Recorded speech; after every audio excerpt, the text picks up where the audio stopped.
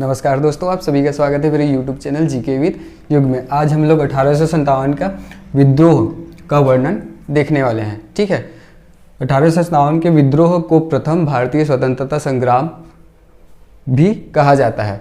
ठीक है, 1857 का विद्रोह बहुत ही महत्वपूर्ण टॉपिक है जो हर एग्जाम में इससे 2-3 क्वेश्चन आ ही जाते हैं। ठीक है, 1857 के विद्रोह का एक कारण नहीं था, बहुत सारे कारण थे।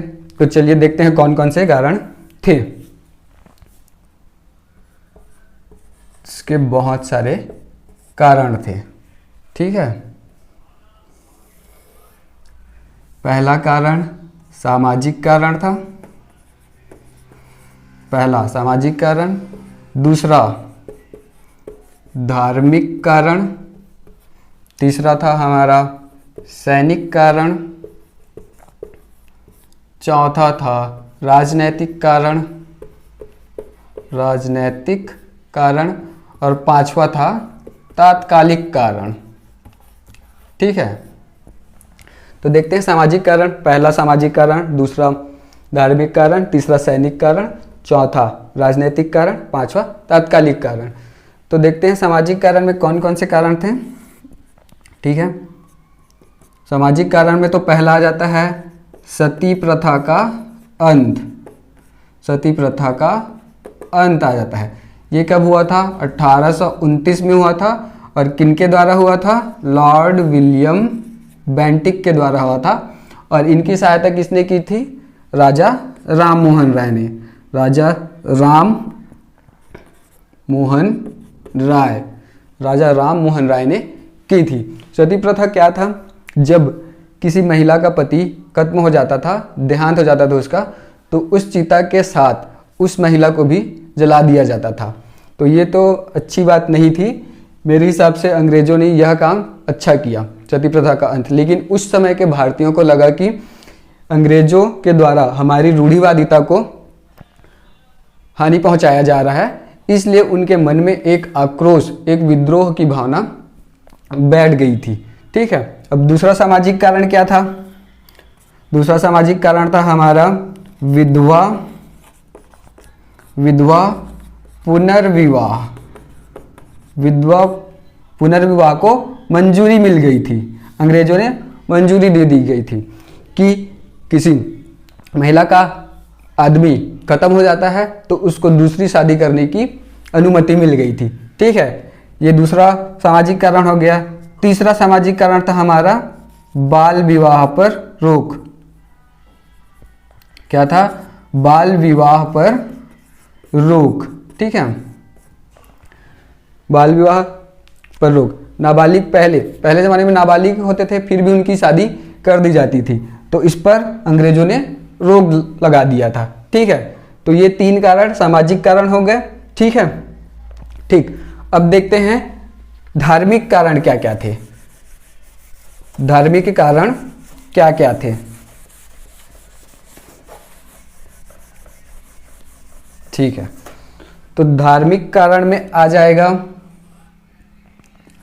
धार्मिक कारण में पहला मंदिरों और मस्जिदों पर कर। मंदिरों और मस्जिदों पर कर लगा दिया गया। अंग्रेजों द्वारा मंदिरों और मस्जिदों पर कर लगा दिया गया, तो इससे हिंदू और मुस्लिम दोनों ही संप्रदाय भड़क गए थे। इन पे आक्रोश की भावना पैदा हो गई थी। पहला धार्मिक कारण तो ये हो गया। ठीक है, और 1813 में ईसाई मिशनरी का आगमन हुआ भारत में। ईसाई मिशनरी का आगमन कब हुआ? एग्जाम में पूछ लिया जाता है, ईसाई मिशनरी का भारत में आगमन कब हुआ? तो उत्तर हो जाएगा 1813। ठीक है, ये ईसाई मिशनरी जब भारत आए तो भारत के सभी जनता में ईसाई धर्म का प्रचार प्रसार करने लगे और बहुत ही अधिक मात्रा में धर्मांतरण भी करने लगे। तो ये भी कहीं ना कहीं भारतीयों में आक्रोश की भावना थी, जिसके कारण 1857 का विद्रोह हुआ। चलिए अब सैनिक कारण देख लेते हैं। सैनिक कारण में कौन कौन से कारण आ जाएंगे? तो सैनिक कारण में प्रमुख कारण है 5:1 का सैन्य टुकड़ी। ठीक है, मतलब 5:1 का मतलब क्या है? 5 भारतीय और 1 ब्रिटिश। ठीक है, 5 भारतीय और 1 ब्रिटिश, ऐसा था सैन्य टुकड़ी। और इसमें बहुत ही ज़्यादा असमानताएं थी। जो 1 ब्रिटिश सैनिक था उसको अधिक सुविधाएं दी जाती थी और 5 भारतीय सैनिक थे उनको उनकी अपेक्षा कम सुविधाएं दी जाती थी। तो ये तो अत्याचार हुआ, इसीलिए सैनिकों में आक्रोश की भावना थी। ठीक है, तो ये भी एक महत्वपूर्ण कारण हो जाता है 1857 के विद्रोह का। ठीक है, अब आते हैं राजनीतिक कारण। ठीक है, इसको मैं थोड़ा सा मिटा देता हूँ। 1857 के विद्रोह का अगला कारण है राजनीतिक कारण। ठीक है, तो राजनीतिक कारण, इसमें से एक कारण बहुत ही प्रमुख हो जाता है, जो है राजनीतिक कारण में जो जिसको बोल सकते हैं हम लोग राज्य हड़प नीति, या चूक का सिद्धांत या व्यपगत की नीति। ठीक है, और इसको लाने वाला कौन था? लाने वाला था लॉर्ड डलहौजी था। ठीक है, राज्य हड़प नीति से तात्पर्य क्या है? जब किसी राजा या फिर शासक का कोई पुत्र या संतान नहीं होता था तो उस राज्य को अंग्रेजों द्वारा अपने अधीन आधिपत्य में कर लिया जाता था। ठीक है, तो इस प्रकार उन्होंने कई राज्य को अपने अधीन में कर लिया था। तो ये एक बहुत ही प्रमुख कारण है 1857 के विद्रोह का। ठीक है, एग्जाम में पूछ भी लिया जाता है कि राज्य हड़प नीति किस के द्वारा लागू की गई थी, तो आपका उत्तर हो जाएगा लॉर्ड डलहौजी द्वारा किया गया था। ठीक है, राज्य हड़प नीति या चूक का सिद्धांत या व्यपगत की नीति। ठीक है, तो इसके प्रवर्तक कौन थे? लॉर्ड डलहौजी। जो एग्जाम में पूछ लिया जाता है। ठीक है, 4 कारण तो देख लिए। अब आते हैं तात्कालिक कारण पे। तात्कालिक कारण ये बहुत ही महत्वपूर्ण कारण है। ठीक है, इसको मैं थोड़ा मिटा देता हूं।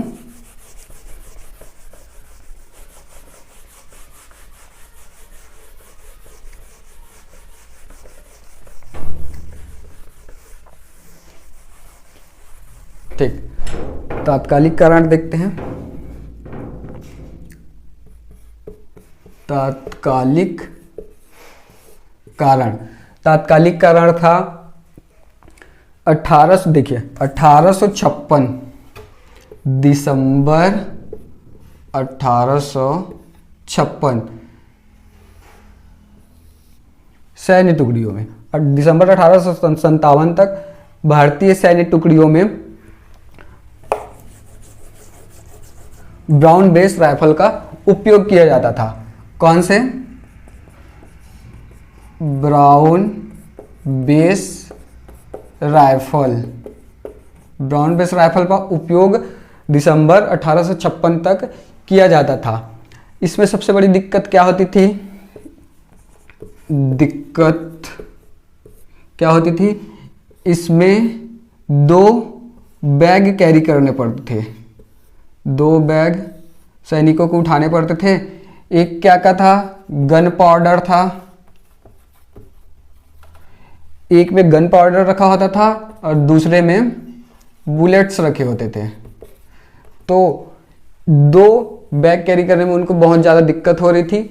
इस कारण से अंग्रेजों ने 1856 जनवरी 1857 को, जनवरी 1857 को एक नया राइफल लॉन्च किया गया जिसका नाम क्या था, इनफील्ड राइफल। ठीक है, इनफील्ड राइफल को जनवरी 1857 में लॉन्च किया गया और इसमें ये जो 2 बैग कैरी करने की असुविधा हो रही थी उससे इस राइफल की वजह से छुटकारा मिल गया। क्यों मिल गया? इसमें जो बुलेट कार्ट्रिज रहता था, जो बुलेट कार्ट्रिज डिज़ाइन किया गया था, इसमें आधे से ज़्यादा भाग में गन पाउडर रहता था और यहाँ बुलेट्स रहता था। तो इसमें सैनिकों को 2 बैग कैरी करने की ज़रूरत नहीं पड़ती थी, सिर्फ एक बैग में ये बुलेट्स रखते थे और इसी में आपका गन पाउडर, इसी में बुलेट्स रहता था। तो ये सैनिकों के लिए बहुत अच्छी सुविधा हो गई थी। लेकिन इसमें दिक्कत क्या हो रही थी, ये जो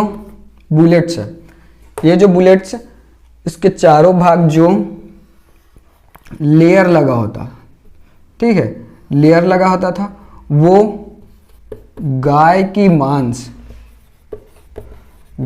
मांस और सुअर की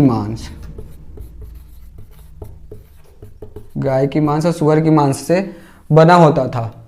और हमारे जो इंडियन आर्मी थे, इंडियन आर्मी जो ब्रिटिश के आधिपत्य में आता था, उन्होंने इस बुलेट्स को यूज़ करने के लिए मना कर दिया। क्यों? इंडियन आर्मी में हिंदू भी थे और मुस्लिम भी थे। ठीक है, हिंदू मुस्लिम भी थे, सिख भी थे। ठीक है, सभी धर्म के सैनिक थे। तो हिंदू धर्म में गाय को क्या माना जाता है? माता माना जाती है। और मुस्लिम में सुअर को हराम माना जाता है। तो उन दोनों के मांस से युक्त जो बुलेट था उसको इन सैनिकों ने यूज़ करने से मना कर दिया कि हम ऐसा नहीं करेंगे। ठीक है, मेन जो तात्कालिक कारण था यहीं से उभरता है। 1857 के मेन जो तात्कालिक कारण था यही कारण है। ठीक है, अब सभी जगह नए कार्ट्रिज को लॉन्च किया गया सभी सैनिकों की टुकड़ी में, तो सभी जगह सैनिकों ने इसको यूज़ करने के लिए मना कर दिया। तो देखते हैं कहाँ से कैसे विद्रोह प्रारंभ हुआ और कहाँ से कौन कौन नेतृत्व करने लगा। ठीक है, चलिए देखते हैं आगे। इसमें पूछ लिया जाता है कि जो नया इनफील्ड राइफल था, एग्जाम में पूछ लिया जाता है न्यू इनफील्ड राइफल था, वो इंडियन आर्मी में कब प्रस्तुत किया गया? तो इसका आंसर हो जाएगा जनवरी 1857। ठीक है, ये याद रखिएगा। ठीक,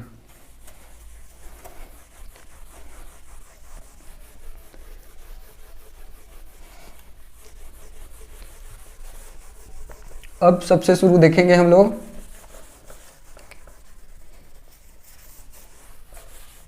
कि इस बुलेट को यूज करने से कौन कौन सी कहाँ की टुकड़ियों ने मना किया और उसका परिणाम क्या हुआ। ठीक है, ठीक, तो चलिए देखते हैं। पहला देखते हैं बहरामपुर जो कि आता है उड़ीसा में आता है। ठीक है, सबसे पहले यहाँ की टुकड़ियों ने मना किया कि हम लोग चर्बी वाले कारतूस का यूज नहीं करेंगे। ठीक है, फिर यहाँ अंग्रेजों ने ठीक है आप लोग यूज मत करो, आप लोग जेल जाओ करके इन लोग को जेल में बंद कर दिया गया, इन सैनिकों को। ठीक है, वहाँ पर इस मामले को दबा दिया गया, अंग्रेजों द्वारा दबा दिया गया। ठीक है, यहाँ पे उतना ज़्यादा आक्रोश नहीं दिख पाया और ना ही इसका कुछ परिणाम निकला। फिर उसके बाद फिर कहाँ की टुकड़ी ने मना किया? फिर बैरकपुर, ये महत्वपूर्ण हो जाता है।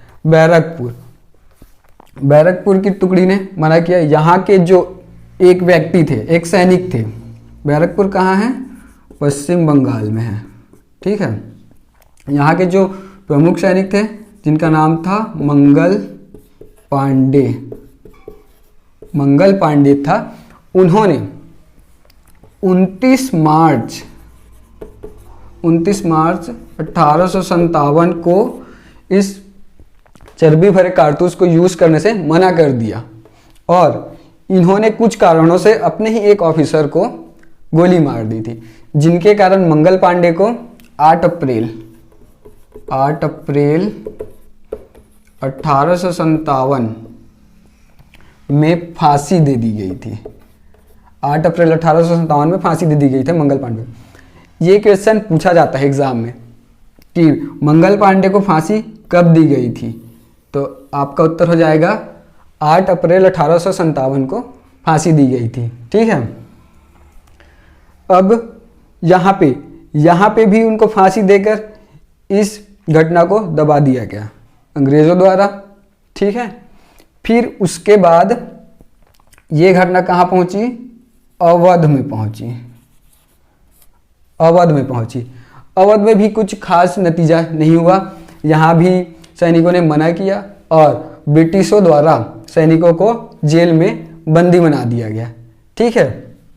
अब इसके बाद जो आग बढ़ी वो बहुत ही इंपॉर्टेंट होता है।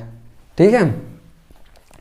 तो सबसे पहले 1857 के विद्रोह में यहाँ बहरामपुर में कारतूस को यूज करने से मना कर दिया गया था। ठीक है। क्वेश्चन भी बनता है कभी कभी, सबसे पहले मना कहाँ किया गया था, तो ऑप्शन देख लीजिएगा आप लोग। अगर बहरामपुर रहेगा तो बहरामपुर डालिएगा। ठीक है। चलिए अब आगे देखते हैं। आगे जो जगह है वह टर्निंग पॉइंट साबित होता है। 1857 के विद्रोह में टर्निंग पॉइंट साबित होता है, जो है कौन सी जगह है? मेरठ।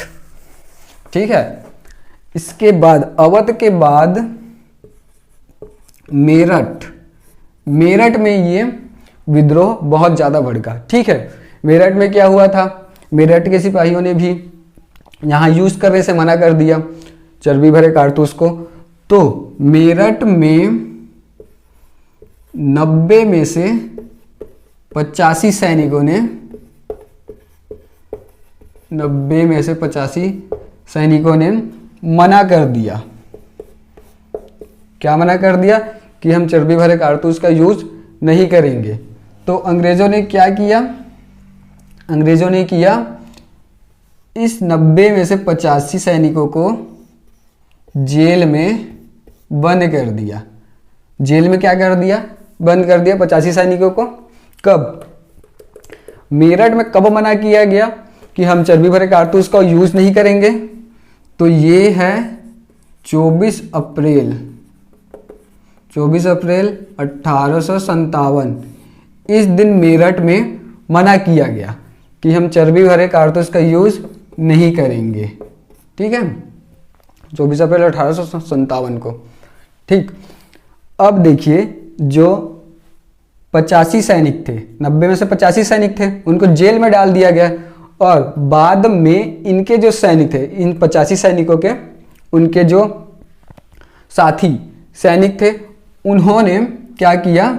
सभी कैदियों को, मतलब सिपाहियों को 10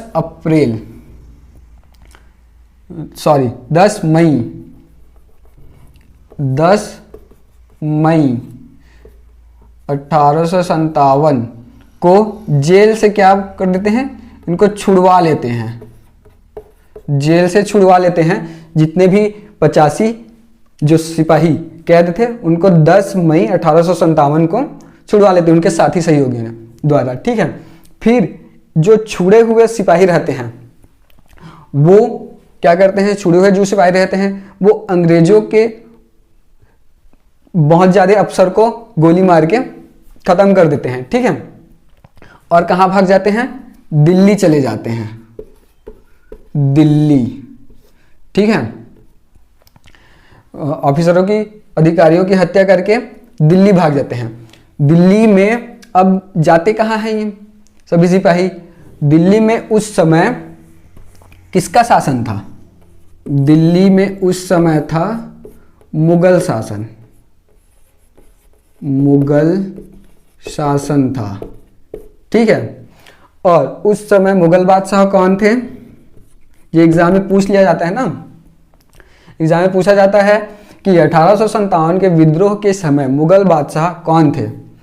तो ये है बहादुर शाह, बहादुर शाह द्वितीय, या इन्हीं को बोलते हैं बहादुर शाह जफर। और इनकी एक खासियत ये है कि ये मुगल साम्राज्य के अंतिम शासक थे। अंतिम क्या थे? शासक थे। तो ये भी क्वेश्चन बनता है कि मुगल साम्राज्य के अंतिम शासक कौन थे? तो आपका उत्तर हो जाएगा बहादुर शाह द्वितीय या बहादुर शाह जफर, दोनों एक ही हैं। ठीक है, अब देखते हैं दिल्ली। दिल्ली पहुंच के इन सैनिकों ने बहादुर शाह जफर को मतलब उनको कन्विंस किया कि आप भारत के राजा बन जाइए, पूरे भारत के राजा बन जाइए। परंतु उस समय बहादुर शाह द्वितीय क्या हो गया था? बहुत बूढ़ा हो गया था। ठीक है, तब उन्होंने मना कर दिया कि मेरे से नहीं हो पाएगा।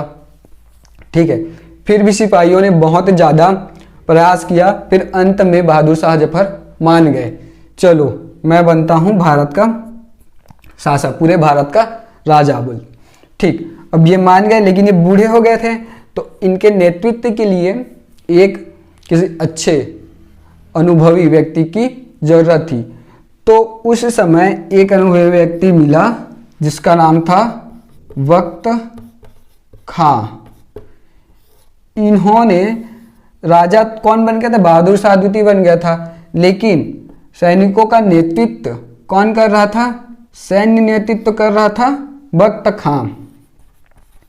सैन्य नेतृत्व कौन कर रहा था? वक्त खां। ये पूछ भी लिया जाता है एग्जाम में कि दिल्ली में 1857 के विद्रोह का नेतृत्व भले ही बहादुर शाह जफर के नाम से चल रहा हो, लेकिन असली नेतृत्व कौन कर रहा था? वक्त खां कर रहा था। ठीक है, ठीक है। अब यहां से दिल्ली का तो ये हो गया घटना, दिल्ली में ये सब घटित हो गया। फिर अब दिल्ली के बाद ये घटना पहुंचती है, कहां पहुंचती है? आपके कानपुर में पहुंचती है। ठीक है, चलिए इतना समझ आया? ठीक, ठीक है। इसके बाद घटना कहां पहुंचती है? कानपुर।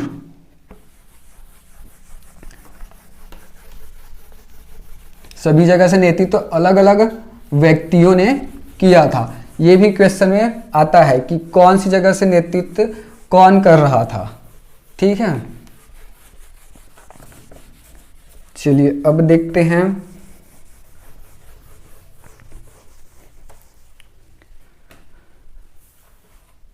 कानपुर। दिल्ली के बाद ये घटना कहाँ पहुँचती है? कानपुर पहुँचती है। कानपुर, ठीक है। कानपुर में शासक थे बाजीराव पेशवा। बाजीराव पेशवा थे। ये बाजीराव पेशवा कौन थे? इनको अंग्रेजों द्वारा पेंशन पर, किस पर? पेंशन पर जिंदा रखा जा रहा था। ठीक है, इनका राजपाट लूट लिया गया था अंग्रेजों द्वारा, तो इनमें भी कहीं ना कहीं आक्रोश था और इनको पेंशन पे जिंदा रखा जा रहा था। फिर उस समय इनके गोद लिए हुए पुत्र कौन थे? नाना साहेब। नाना साहेब। तो भारतीय सैनिक इनके पास भी आए और इनको समझाने लगे कि हम एकजुट हो जाते हैं और अंग्रेजों को भारत से भगा देते हैं। तो इन लोगों ने भारतीय सैनिकों के साथ मिलकर कानपुर से नेतृत्व किया, 1857 के विद्रोह का नेतृत्व किया। ठीक है, ठीक। तो क्वेश्चन बन जाता है कानपुर से 1857 के विद्रोह का नेतृत्व कौन कर रहा था? तो इसका उत्तर हो जाएगा आपका नाना साहेब। ठीक है, ठीक। और बहुत ही महत्वपूर्ण, 1857 के विद्रोह का जो प्रतीक चिन्ह था वो क्या था? देख लेते हैं, ये भी क्वेश्चन में पूछता है। कमल और रोटी, कमल और रोटी, ये क्या था? प्रतीक था। 1857 के विद्रोह का प्रतीक चिन्ह था कमल और रोटी। ये क्वेश्चन में पूछा है कई बार, तो इसको ध्यान रखिएगा, कमल और रोटी। ठीक है, अब कानपुर के बाद कहाँ पहुंचती है ये घटना? ठीक है, कानपुर के बाद आ जाता है आपका लखनऊ। लखनऊ, लखनऊ का क्या कहा जाता है? नवाबों का शहर, नवाबों का शहर। ठीक है, लखनऊ, लखनऊ में क्या हुआ? लखनऊ में क्या हुआ? तो यहां से नेतृत्व कौन कर रहा था? यहां भी शासक था वाजिद अली शाह। कौन था? वाजिद अली शाह। वाजिद अली शाह, इनका भी राजपाट क्या कर लिया गया था? अंग्रेजों द्वारा लूट लिया गया था। इसका गुस्सा किस पर था बहुत ज्यादा? बेगम हजरत महल, जो इनकी पत्नी थी, इन पे इसका गुस्सा बहुत ज़्यादा था। तो भारतीय सैनिकों ने इनके साथ भी मिलकर वही ट्रिक अपनाई कि हम आप लोग का साथ देंगे, आप हमारा साथ दीजिए, और साथ मिलकर अंग्रेजों को हम भगा देंगे। ठीक है, तो यहाँ से लखनऊ से नेतृत्व किसने किया? बेगम हजरत महल द्वारा किया। नेतृत्व बेगम हजरत महल द्वारा किया गया, और इनके पुत्र थे बिरदिश खां, इनको वहां का राजा नियुक्त किया गया। ठीक है, तो कानपुर से पूछ लिया जाएगा नेतृत्व कौन कर रहा था, तो नाना साहेब, और लखनऊ से पूछ लिया जाएगा तो बेगम हजरत महल। ठीक है, अब लखनऊ के बाद कहां पहुंचता है ये विद्रोह? लखनऊ के बाद पहुंचता है आपका बरेली। ठीक है, इसको अच्छे से मिटा लेता हूं। ये पहुंचता है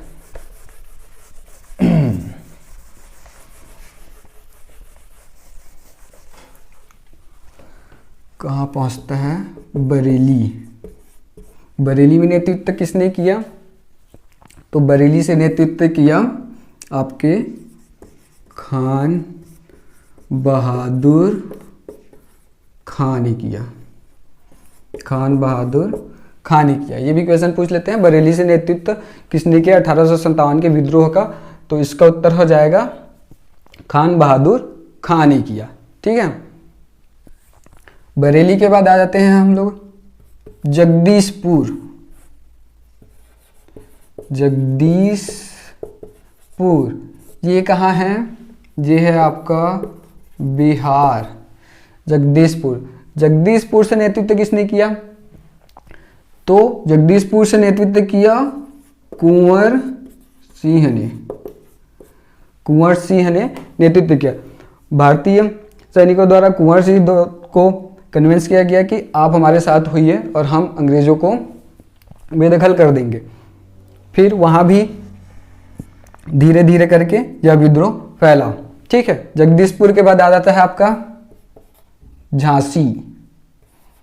झांसी, झांसी कहने से याद आती है रानी लक्ष्मीबाई। ठीक है, तो स्वाभाविक सी बात है यहाँ का नेतृत्व रानी लक्ष्मीबाई द्वारा किया गया होगा। ठीक है, रानी लक्ष्मीबाई का विवाह किनके साथ हुआ था? गंगाधर राव। गंगाधर राव के साथ रानी लक्ष्मीबाई का विवाह हुआ था।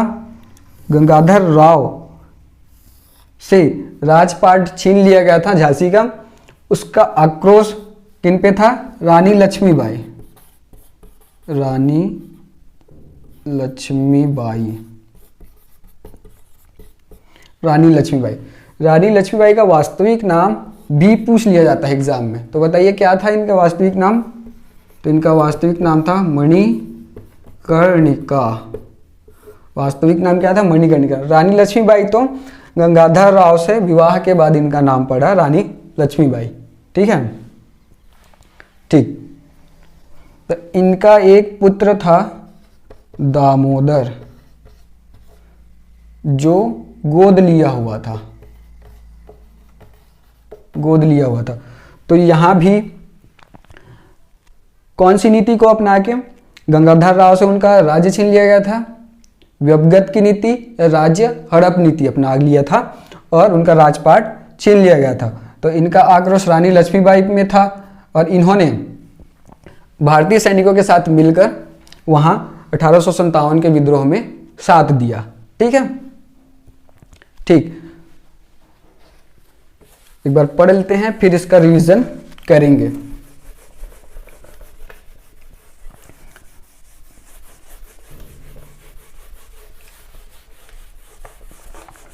झांसी के बाद दिया जाता है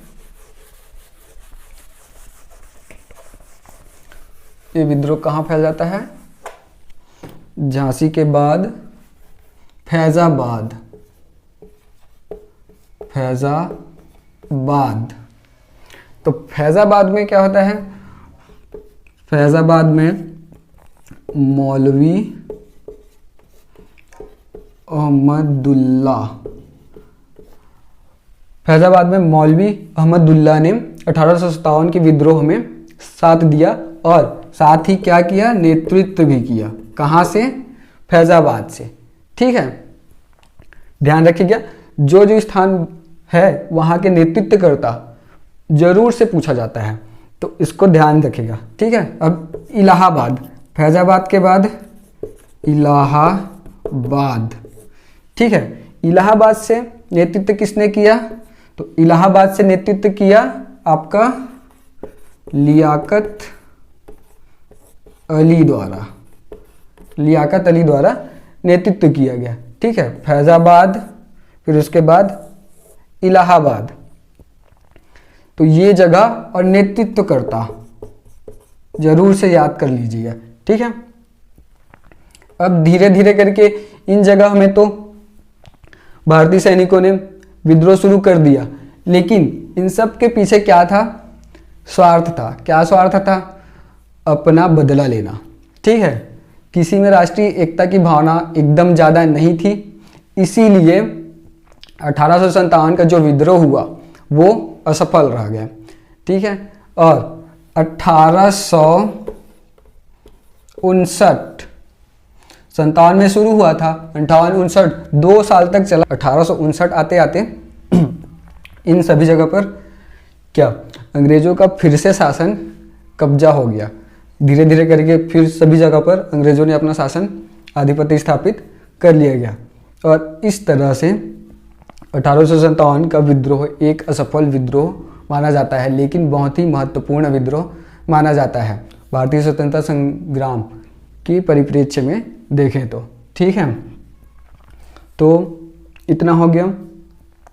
बीच बीच में जो क्वेश्चन बताया है वो बहुत ही आईएमपी होता है एग्ज़ाम के बेसिस से। ठीक है, चलिए, तो आज का वीडियो अच्छा लगा हो तो लाइक शेयर सब्सक्राइब जरूर करिएगा। धन्यवाद।